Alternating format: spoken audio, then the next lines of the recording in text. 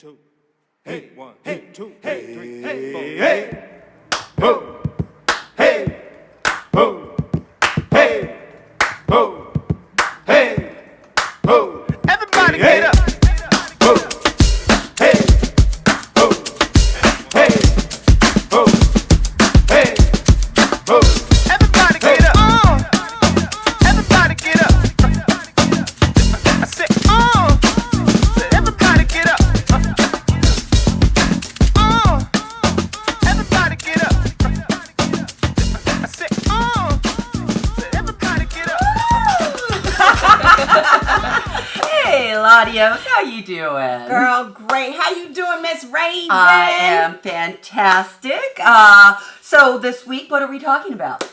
We are talking about structural racism in film and TV. Fantastic. And fantastic. before we get started, why don't we do a check-in? How you doing? I'm doing all right. Wishing structural racism would go away. So yeah, other than that, fantastic. How about you? Yeah, it's amazing. Seen a beautiful thing that happened on 29th and Downing, was it Thursday? I guess there was another death, unfortunately. But the collaborative of all these beautiful black people just coming together, and they came and celebrated his life, and it was just peaceful, and it was amazing. And then one of my Muslim sisters said she was driving down to Alameda, and they had another protest for Black Lives Matter, and it just stopped traffic. Traffic was not moving because it was an unscheduled one. Sure. And so it just goes to show you this beautiful holy uprising is moving right along. Yes. It's not going to stop. It's not going to stop. So, this is bringing us into our new topic. Sure. Structural racism in TV and film. So yeah, absolutely. I think I talked to you earlier this week, and I said something along the lines of, if Black people's lives mattered more, maybe in Hollywood, maybe people wouldn't have such a hard time grappling with why Black lives matter today. It made me think about the fact that when I was growing up, from the 80s to at least the late 90s, it was almost a running joke for every stand-up comedian to say, oh yeah, and the black guy gets killed the first 30 minutes of the film. That was a pretty normal thing. And it also kind of added to the fact that black people don't matter in terms of our storyline, in terms of our grief, in terms of, every time that it would happen, it's kind of like, oh, okay, well, let's go on. Let's just move on with what's going on. So yeah, it even made me think of a more recent movie. Of course, I'm on a tangent right now. Please. Dick Halloran, one of my favorite authors, is Stephen King.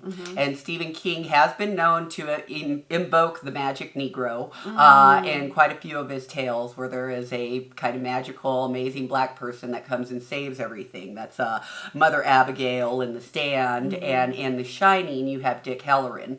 In Stanley Kubrick's edition of The Shining, Dick Halloran comes back to help save the kid and gets an axe in the back, I think it is. He just gets axed and that's it. And he gets kind of erased from the film. And in the book, Dick Halloran comes, saves the kid and the mother, and then becomes this active role in Danny's life throughout adulthood, which is such a wonderful, warming kind of thing. But we got robbed of that in the 1980s because, again, for some reason in Hollywood, Black lives don't seem to matter when it comes to storylines. And I won't say that's now all the time. We've made tremendous gains from 2000 on. But again, just speaking to my childhood, growing up as a kid of the 80s, the message was very clearly when I was growing up that, black people just don't really matter much. Unless it was a black film, and back in the 80s and 90s, there weren't that many of them. You provided a wonderful list of kind of positive black films. And to me, it's like black writers, producers, they ain't the issue. I'm talking about the Stanley Kubricks. I'm talking about the big budget headliners that they'll cast a black person because they have to, not because they want to. It's just like, oh, well, I have to fulfill this minority quota. So that kind of thing. And those are the films that I want to talk about, because I think black people, once we get to cross over into being creators, we paint beautiful pictures of Black people and how we've overcome, Black people in successful positions, Black people in beautiful marriages and loving relationships. But why can't our counterparts show us in that light, right? It's easy for us to see each other as the beautiful beings that we are, but that's part of racism, right? Is that the other side does not see us as valuable. It does not see us as, yeah, I don't know. Your thoughts? So do you think sometimes because our counterparts are presenting us in such a negative light that it also puts us, those are the only images that we see, so we can't see past that negative light as well? I do in some regards. I mean, a lot of what that thinking also led me to thinking about Black on Black crime. And right now in this moment, right, that seems to be the clapback, right, for Black Lives Matter. Is a lot of white people are like, oh, well, what about Black on Black crime? What about Black abortions? You know, that we don't value our lives. That's basically their clapback. Why should we value your lives when you don't even value your lives? And in some respects, do films like even All Day and a Night, which was so valuable, does it contribute to that? Boys in the Hood, Menace to Society, where you just see this long trail of Black men killing each other and that kind of thing. It might be a reality, you know, it might not, you know, like I've never seen a Black gangster movie where they show the cops being bad. And I know for a fact from reading that a lot of times cops they'll have a hand in gang warfare, and they'll have a hand in saying, hey, homeboy just got shot by so-and-so, but it really wasn't the homeboys that killed him, you know, that kind of thing. So where we get set up in our own communities, you know, there was a great book by Luis Rodriguez talking about gang violence from the 1960s, and he talks about exactly that, the cops setting them up and working with the biker gangs to help kill within the community and then framing it on each other, so then they have their gang war, you know, that kind of stupid stuff, but it still happens. So my question was, just so I make sure I understand, because I know you say you keep talking about the counterparts, and I get that. Because of their images that our counterparts are putting on the screen and telling their narratives of what they think of us, do you think it has an effect on us as Black people and how we view ourselves? Absolutely. Because I know you said you've never seen a movie where they show that Black people, that the police are bad. That's not true. No, never. Okay. No, not that the police are bad, not their role in killing the gang members. What? You know, like I've never, you know, you got a glimpse of it in Boys in the Hood where the Black cop is really harassing Ice Cube, right? But they don't show a Black cop killing a gang member and then framing it on a gang member. It's happened, but so I've never seen that in the movies. So there's probably plenty. For like pinning on people. I know, have you seen Harlem Nights? It shows I have seen Harlem Nights, but that was the 1920s kind of thing, right? Well, it's not even about what the genre, like it's not even about the year of it. It's still a Black film that presents and shows how the police brutality, how they work and intertwine. Right. And they're like natural born criminals. They're just criminals. I'm sure there's a lot of films where they show cops, and I'm sure that because this is the beautiful thing about art.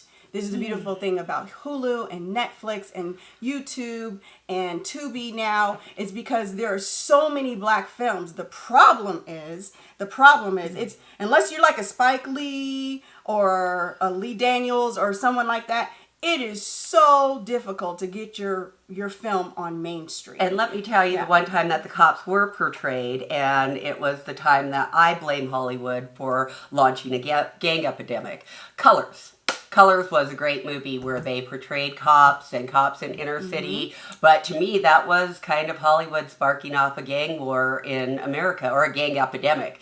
I lived in a small little tiny town that had no gang problem before Colors. Nobody even knew what a Blood or a Crip was. After that movie came out, I think I was in 7th grade. Everybody that came back to school in middle school was claiming a set. They were either a Crip or a Blood or AK, and that's what sparked it all. But the cops were not given such a negative light in that movie, right? They were still kind of, and here's all these horrible little gang members But and do we drug really addicts, care about blah, the blah, blah. cops? I mean, what we're caring I about care about is the cop being is the depicted s- the correctly, not being structural correct. racism. I care Yeah. about cops being shown correctly, not being shown as the heroes, and that's what they're usually shown as, and that's part of the structural racism. That is part of the So structural that's racism. part of it. I get, but it is so beyond just police brutality. And I think the fact that you see it, and whether they pin it on a drug dealer or not, it's still, you see it on that movie. You see it in that TV show. You got to think, even in Do the Right Thing, it started with structural racism back in there. When they Radio Raheem, when he, it is so ironic because exactly how he died or how he was brutalized is the same way how George Floyd was brutalized today. And it's just the irony of it, and it was like prophetic when you see that. So I think sometimes when things are shown ahead of time, it's going to lead to a light, because I was always taught that they tell on themselves, our counterparts tell on themselves. They tell you exactly who they are and what they think of you on the big screen. But because we're so caught up in the entertainment aspect, that we miss the little nuggets. We miss the educational pieces. I mean, nobody talks about white on white crime, right? But white people kill each other. White people do kill each other. White people do die from opioids. Yep. White people but these things somehow get pinned on us and get to be our problems. So, and again, Hollywood does contribute to that. Oh, they do, absolutely. 100. Hollywood contributes to the one of the worst stereotypes is the ignorant, black person, right? And there's a couple of these shows get me sick, and they're on Disney, and I hate it because they're on Disney, and they're getting fed to the younger generation, and they're not questioning, and they're not thinking. And one of the great examples is Lab Rats. This is written by Mark Brazil. I watched that last night. Mark Brazil I have issues with because he was the first person in the 90s to not cast a black person when that 70s show came out. He casted Fez, who was a Hispanic, and that's how he kind of got over the minority quota, and never casted a black person during that whole show's run. Which I was pretty offended by. So I always felt like back then that he had an issue with black people. And then when I watched Lab Rats, oh my God, was I offended? Were you offended? Maybe I took it personally. But the one young black character, their comic relief, who is just a bumbling buffoon, it makes you say, well, no wonder white kids look at black kids and say, psh, they ain't worth nothing. Because that's part of what adds to that mindset, right? Is, having this white family of superheroes. Why don't you explain what Lab Rats is? Yes, because I am going a little bit too far. Why don't you explain what Lab Rats? Did you? I watched. Well, she had mentioned this is what she was going to mention on the show, so I was like, "What is this?" Because I'm not like, everybody knows that Walt Disney's super racist, and he has subliminal messages in there. So I don't really support Disney in that aspect, but I watched it, and it was I didn't understand it. It was really it was a Disney. I didn't understand what was going on. I kind of read a little verbiages about 4 superheroes, and I watched one episode that it was on free. Anyway, it had 3 white kids, 1 black kid, and a guy. And this episode was about them going into school, like integrating into high school and trying to be popular. But I was listening to the dialogue, which is what you had mentioned in your email. I was listening to the dialogue and how they made the young little boy like kind of like a buffoonery, and he's the comic relief, and that's how we're always presented. Like, we don't have a serious side, like we don't have an educational piece. And well, either we're criminals or we're idiots that can't do nothing right. And so I watched it, and I was like, who watches this stuff? I mean, Americans' children. And then you probably have a lot of white people watching this, and so they get this whole presentation of how we're projected, and that and that all ties back into what she's saying with the structural racism. So absolutely. My thing is, why do we continue to support these directors and producers who are still projecting their vision and their stories and their narratives about it? Are we doing it because it's entertaining, We or don't are have we any other options. now? I mean, don't no, and I'm agree sorry, with there's that. no Black Disney. I'm sorry, there is no Why Black do Disney. we need a Black Disney? Because I'd like my daughter to have an alternative. And when I walk out of the room, I don't have to come back and be flabbergasted and like, oh my God, so offended by what I just saw. I didn't expect them to be showing this shit. I didn't expect that, but I'm in the kitchen making dinner. And I think Disney, well, they're not going to be showing any sex. They're not going to be showing any of this. So that's a safe option for my kid. Okay. Obviously, it's not because she's let me ask getting you this. misconstrued messages. Let And me where ask you is the this. option? Let me ask you this, because here's another thing that we got to be aware of. Have you done the research to find out if there's any Black? Should I have to? Wait a minute. Have you done the research? Like, first of all, there's little Ron. First of all, well, let me go get ahead, my go ahead. question out. Sure, okay? sure, but- because for someone to say there's no Black, well, first of all, we don't need a Black Disney. I think you want Black youth films that exist for our youth to be educated and projected in the light. There are plenty. Little Ron is on YouTube. They also have the Black entertainment. He does comics. There's so many. Okay, but you're putting it on people. Let me finish. Okay. See, here's the thing: is we can't be profound lexicologists, pontificating our opinions, and then we haven't done the research. I'm a firm believer. I'm not going to say, is there gold at the end of the rainbow? This is what they're telling us. I'm going to go find and see if there is really gold. So I can't sit back and be entertained. Now I have to research and not. What I'm saying that if I'm not happy with watching what's on TV, I'm going to find something that I like. That's wonderful. Okay, so that means I'm going to go find and see if there's something that I like. Okay, Just like if I wonderful. live in the hood and I don't like it because I feel that there's too much drug and gang violence, I'm going to move to some place that makes me comfortable. Of course, I like my hood. And that's if you have mobility, though. Okay. That's making it What do you very mean, easy. mobility? What do you mean? Mobility means having the money to pick up and fucking move. But we're talking That's not about always TV. easy. I was giving an example. But let me give you my example, because I don't like it when people say, well, that's your fault that you got, I didn't say it was your put fault. it in there, I didn't say it was well, your that's fault. how I'm feeling. Okay, your feelings so, are valid, but let's be clear. But here, let me What I'm take it saying back. is Let me there's take too it back. many There avenues. aren't that many avenues, LaDios. We are 20% of the American population, and how much of control of Hollywood do we have out of that?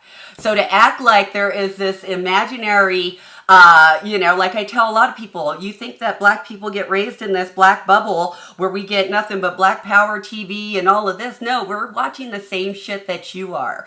We don't have Americans. When you say Americans, are you saying Black Americans? I'm saying or all white Americans. All Americans. Okay. Mexican Americans. That is Indian not Americans. And they're true. all getting the same. Pretty much, though. We're that's all not on the true. same YouTube. You're putting us in. Can I finish my point? Yeah, of course. Okay? But I want you to Can I finish my point, though? Make it I. Make it personal. No. No, you can't put everybody generalized. Make but- it personal. I, Rav'n. Make it personal. Make it personal. When you deal with your own beliefs, you have to make it personal. Okay? So make it personal.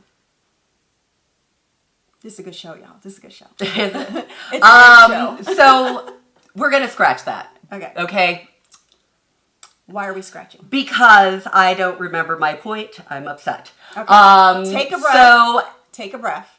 Okay.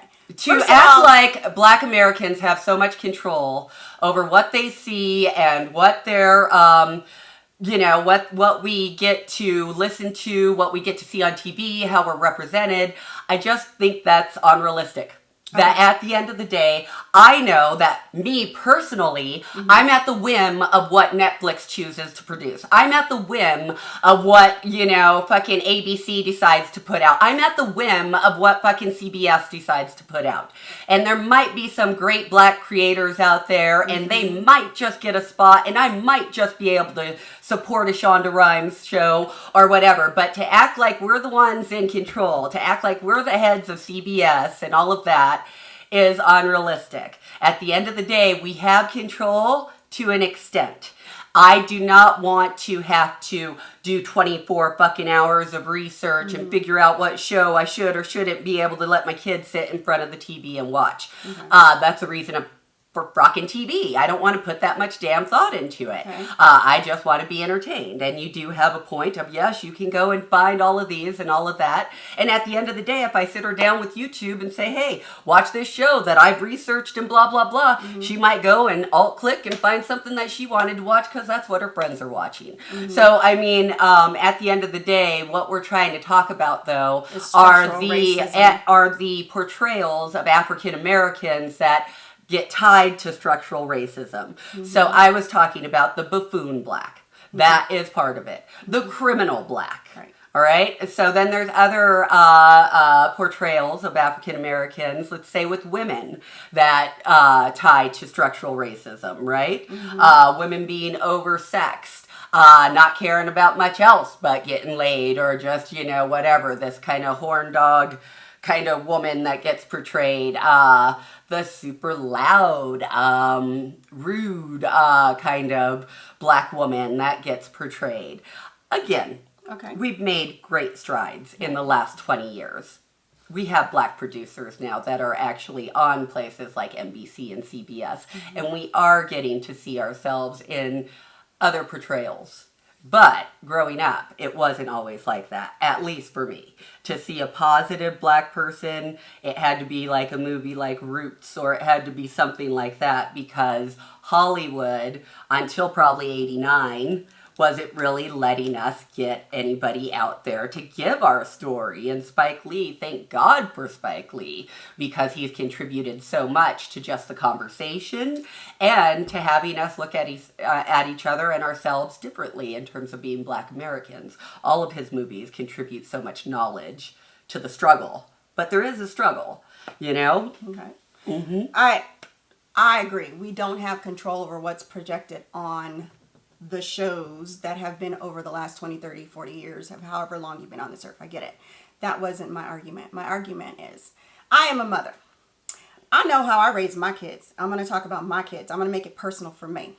I knew what I was going to let them watch on TV and what I was not. So if it mean I had to put a little bit of time, because back then it wasn't as much avenues of resources to put your personal films and TV shows on. Like I said, we have Netflix, we have Hulu, we have Tubi, we have YouTube, we have cable TV. So we are literally now writing our own shows. There are more women directors and more women black directors and more male black directors as well. And so for me, if I want my child to be exposed to something more positive, I'm going to take the time and the energy to go research and it. That was 25 years ago. Well, before you interrupt me as I let you talk, because I didn't want you to forget your thoughts. Let's do the same level of respect. Let's do the same level of respect. Okay? And even if that was 25 years ago, I still picked and chose what my children watched. Now, because there's so many avenues,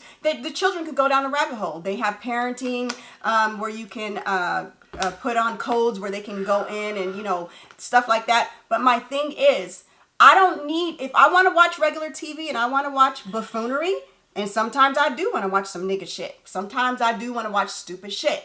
Okay? I love The Good Wife. I love that show and I binge on that. However, but if I want to have my child to have a good positive image, then I'm going to take the time as a parent to expose it. It's not for me. It's not a chore to give my daughter, my son, and any of my children, my grandchildren, if I ever have any, some good exposure for black people. Excuse me? Our topic. Okay, we're still on topic. We're on topic because I'm playing off of what you are. Well, you're talking about parenting. I am, because the parenting is talking about projected images on TV. And I'm still talking. Okay. So one of the things we got to be here is, Rav'n, you have an opinion, I have an opinion. So we have to be patient with each other's opinion. Sure. But right now you're kind of... No, I'm not, because maybe I'm taking down on my parenting. I'm not coming down on your parenting. I said me. I make it personal for me. That I said, I'm going to take the time, because you're saying we're at the whims. Yes, when you turn on that... I didn't. I said me. I said me. Even today, if I want to see something positive, I'm plugged in enough black groups or whatever to find out what's on there that presents positive images. I said me. So you got to see, when I'm saying it personal, I'm talking about me. I'm not talking about you. Because your argument was, we're at the whims. Yes, we're at the whims. When you turn on that fucking cable TV, you're going to get all this structural racism. But for me, I'm going to take the time to go find out what is positive that's going to put it in my head and in my children's head and in whoever's in my hemisphere that wants to watch that show. But I cannot say that we're at the whims when you turn on the TV. Yes, you are. But you have control to say, we're not going to watch this. We're going to watch this. I'm going to see this. I'm going to find out, hey, we got Facebook. Anybody know any good black TV shows? Hell yeah, I do. This is what's going on. And there's plenty of black TV shows. Plenty. So I'm talking about me. And when I give my opinion, this is about me and how I did things, how I do things, and how I'm doing things. This is not personal to you. Okay, please go on. Okay. You all right? Mm-mm. Okay, you might need to take a break. You need to take a break? You need to breathe? So anyway, we're going to do part 2 in just a minute. But we're going to talk about, there's different movies, there's different TV shows that are starting to project and change those new narratives for us when it comes to structural racism. Because my whole thing is, again, I don't want to be this lexicologist pontificating my opinions and not giving you something of how we can change that dynamic and change our narratives and change our views and open up lens for black people to say, you know what, I don't have to watch what white people put on here. I don't have to support their shows. I don't have to support their movies. We can do other things. So we'll be right back in just 2 minutes.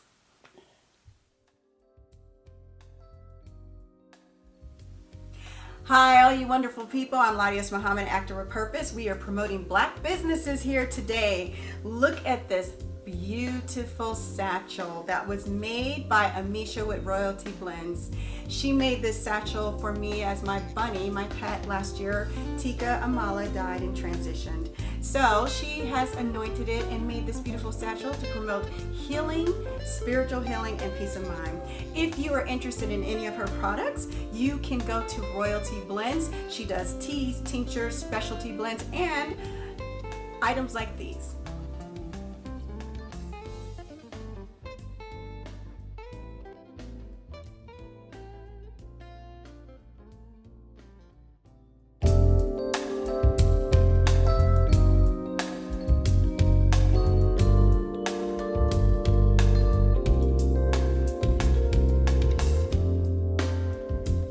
Back. So first and foremost, I want to say this. This is my co-host. She's brilliant. She's amazing. She's beautiful. The one thing I want y'all to know is that I was not by any means judging her parenting skills. We were talking about how we choose what our children see. Okay? We do it anyway. Okay? So we're talking again about structural racism. Structural racism affects everybody, but this is a black show and we're talking about black people and we're talking about families all the way to children. So just to make sure you guys understand, we are still on topic. Now, I'm the kind of person where the glass is half full with me, and Rav'n, which I love because we have the yin and yang and the balance, which is awesome. Don't say I'm negative. I didn't say she's negative. Okay, so Don't say that my glass is half empty, well, please. I don't know what your glass is, but I know. For me, the glass is half full. Mm-hmm. For you, is the glass half full or half empty? Half full, almost always full. Okay, so it's half full. So now she wants to talk about how the negative views it, and we are going to talk about that, and we are still talking about that. This is structural racism in film and TV. Okay, and there's things that she's seen. As she talks about what the negative views, I'm going to kind of counterpart it with something of, well, this is the positive part, okay? There's a lot of structural racism. There's lots of films out there. But I feel as we're moving forward, we're telling our own stories and we're changing that narrative. Whether white people see it or not is not important to me. It's if people that look like me see it. And I say me, a black woman in America. I'm talking about black people. Okay, I don't care what white people think of us because we know who we are. See, and I do have a different opinion. Because Yes. I'd like Americans to think of us differently, period. I don't care if you're Asian American or white American or Hispanic or black American. I want all Americans to have a more positive opinion of black people, because the fact is the reason why there's a Black Lives Matter handle is because most people don't feel like Black Lives Matter. And there's a callousness to our race. There is a, I don't give a shit about them. They don't care about themselves kind of thing. And I'm trying to say, how does Hollywood contribute to that? How does Hollywood contribute that to everybody's mindset? I don't think cops would be killing black people indiscriminately if they had a different feeling in their hearts about black people. So for me, I really want everybody to have a different view of black people, not just black people, but all Americans, because it's this miseducation of America that is kind of put us all in this quandary, if you will, right? Because, yeah, I think black people tend to be pretty loving to each other, and the black on black crime is kind of more of a myth that gets perpetuated from Hollywood. In my own life, when I meet black people, they're the best. I love being with my folk. But at the end of the day, in America, you're taught, watch out. They're all going to be after you. You might get robbed. You might get raped. You might get... And that's a message that's been given to me, being a black American watching movies and things like that. So I can only imagine the message that gets sent out to other people that don't have the opportunity to go and actually break the color barrier, that do stay in their segregated cafes and in their white towns and those kind of things. So that's where I'd like the conversation to kind of bring some light to as well, because yes, black people are great. They're not the problem in my eyes. Black people were not the problem. We are not necessarily the problem, but again, if we're not creating new narratives for ourselves, then in our minds we'll think it's never realistically, and that black people are always like that. For instance, black people, when they start making whatever they consider success, money, what the first thing they do, they move out of hood. They disconnect from who they are. So their whole thing is, I got mine, you get yours. But brothers, you trying to help me? No. Okay. So you can say, one of the things you can say, yes, it would be beautiful if we can change that image, and I think we are over time. But until you change yourself, if you got self-hate and no self-love for yourself, then it don't matter what. It doesn't matter how positive we put us in front of that screen. The whole thing is you hate yourselves, because we should be a community. Okay. Sure. And until that's projected within your own community, we can't change those narratives to the bigger scheme of things on TV. Okay. So if you ain't plugged into who you are, if you don't know who the hell you are as a black man and woman, you can't make no change. Is it Method Man or Red Man that stayed right where he lived in the projects the whole time after Wu-Tang got success? And I think he still lives in the projects. Method Man. And I love that. Mm-hmm. I love that. But what I wish would happen is not just staying there, build up the community.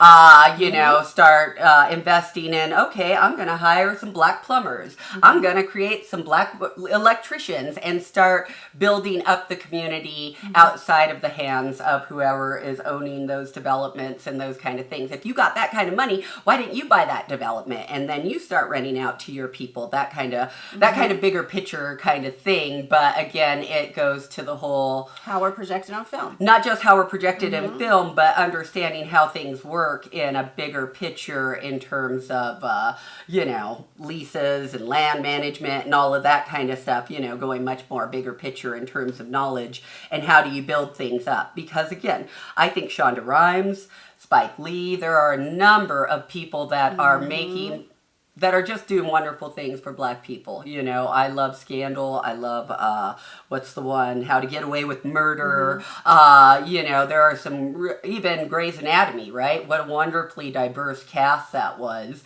And she really broke the mold back in the 2000s, because again, prior to the 2000s, we weren't getting that kind of representation. And it's really nice to see it happening now. But what do we do to get it further, I guess, if we're in this place where our population is low, 30,000 black people is a lot, right?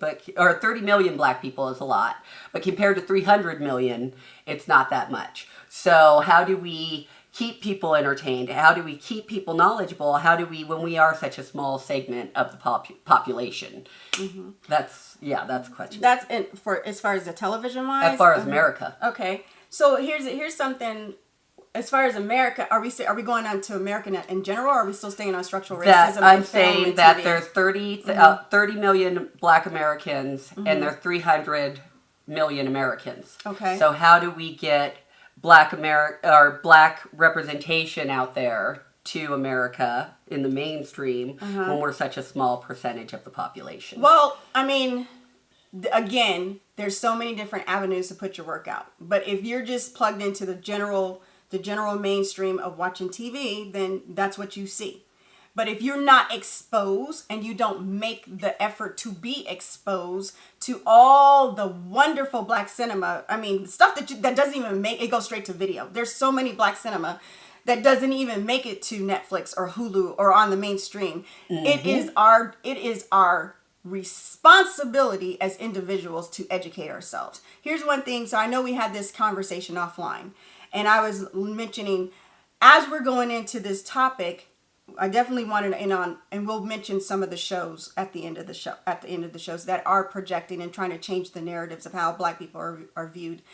I said, what do you think about Blackish? And you was like, I love Blackish. You said, no, that's like the Cosbys. And I was like, it is like the Cosbys. I was like, it's nowhere like the Cosbys. I asked several other Black people, they're like, they're like yin and yang, totally not like the Cosbys. And then you said, but it is. And you said, well, he's a Black marketing executive and she's a doctor. And then Bill Cosby was a doctor and Felicia lawyer. Rashad was a lawyer. And you said that was not realistic.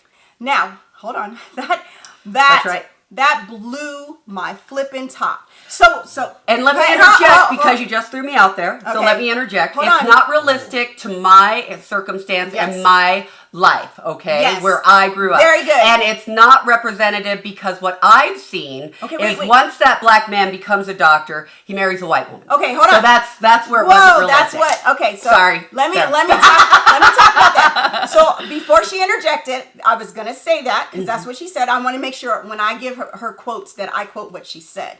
So she said it's not realistic because I haven't seen it. So here's some things.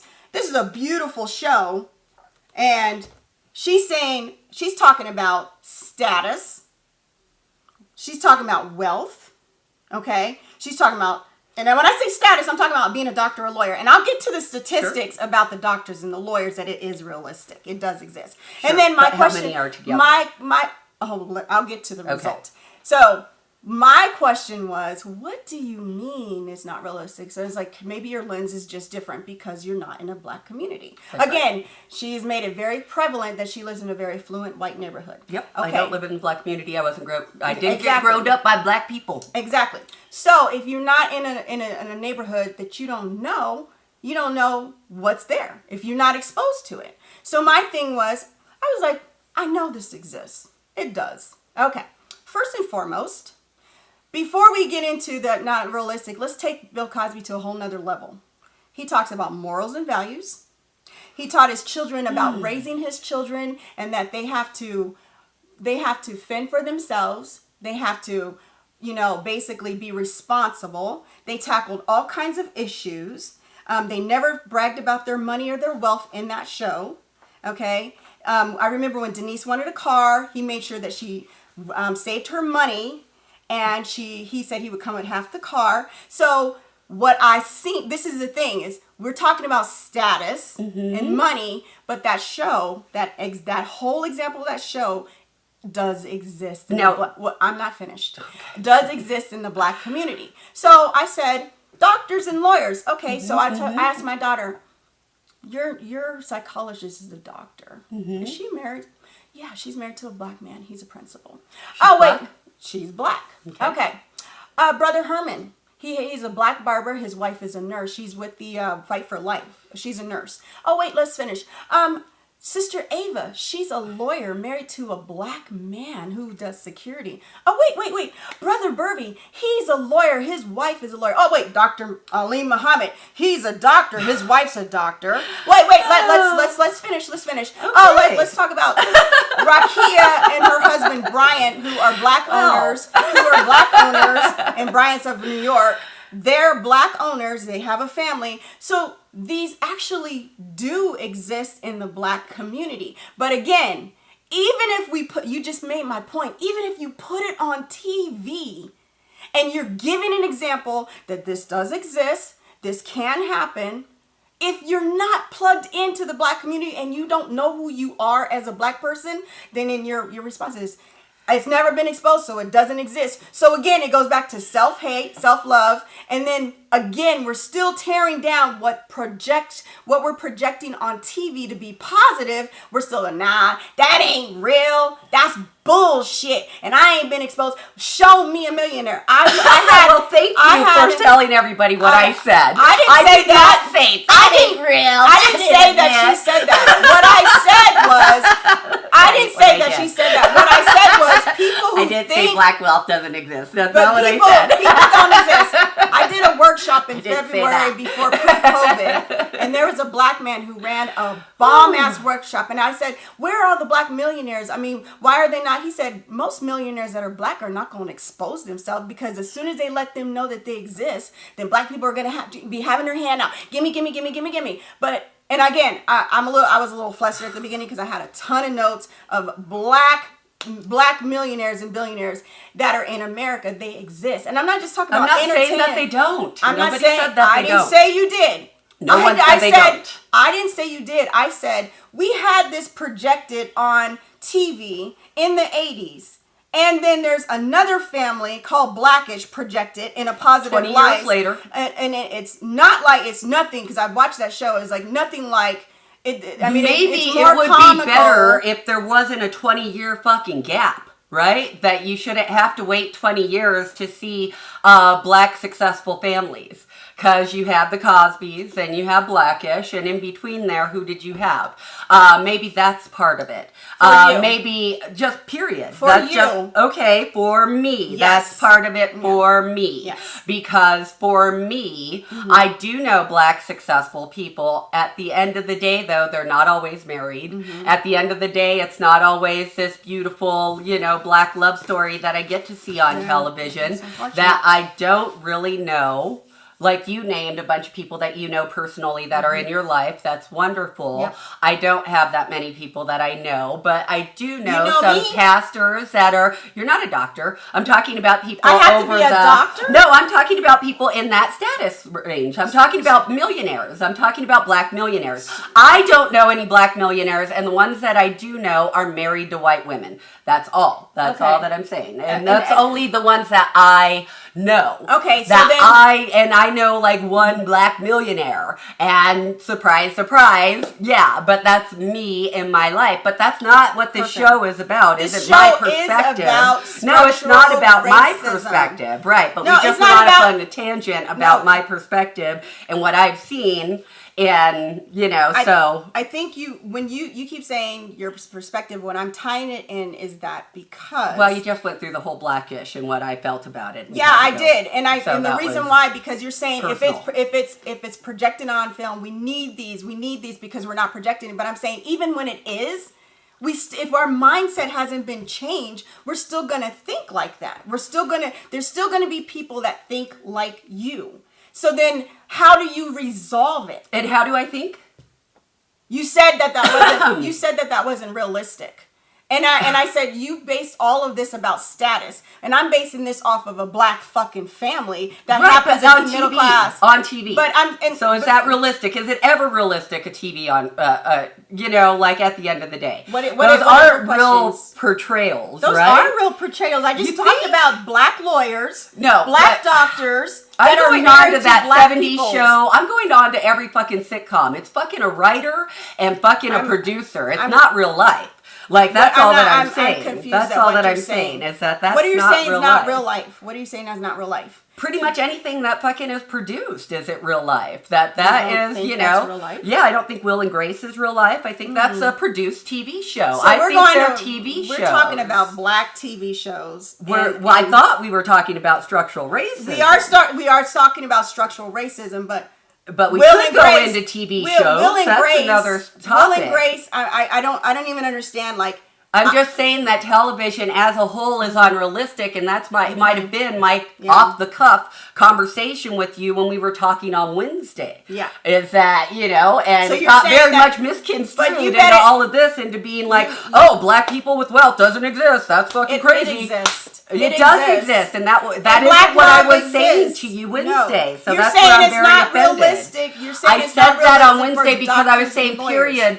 period. Reality TV sitcoms are not realistic. It's a writer. That's not real life. So then, if it's That not realistic, is why not even real show life. it? Why would it even? That's Even not care real what's life. on there if it's not realistic? Then why can't we Because just that's minimize how you everything? tell people how to feel and how to, that's the whole purpose of TV and entertainment, right? Well, I think there's a lot of shows. So since we're talking about that, let's talk about some realistic things.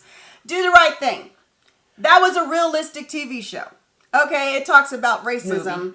It's a movie. Sorry, correction. That was a realistic movie. Yes, it's about racial conflict with police brutality and a chokehold. I'm not going to quote everything, but this is realistic. So that's you telling me that's not realistic? That show is not realistic? I think so. Get Out.